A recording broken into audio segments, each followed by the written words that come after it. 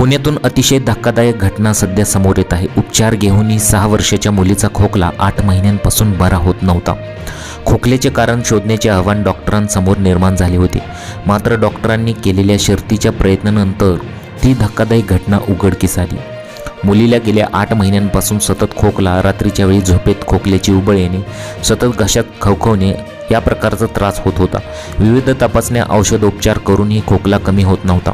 यामुळे या मुलीवर पुण्यातील एका खासगी रुग्णालयात उपचार करून सुरू करण्यात आले।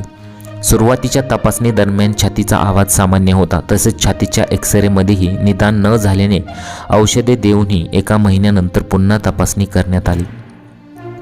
तपासणी दरम्यान मुलीची आई डॉक्टरांसोबत बोलत असताना डॉक्टरांच्या शेजारी उभी असलेली नर्स अचानक खोकायला लागली।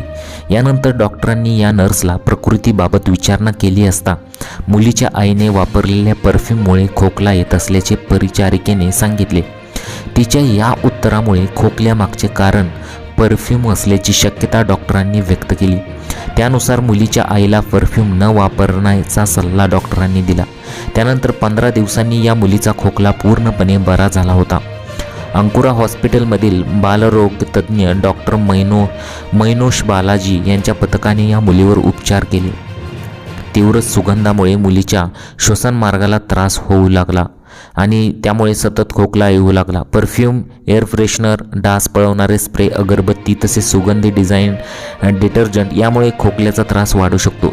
त्यामुळे घरात अशा वस्तूंचा अतिरिक्त टाळणे आवश्यक आहे, असेही डॉक्टरांनी सांगितले।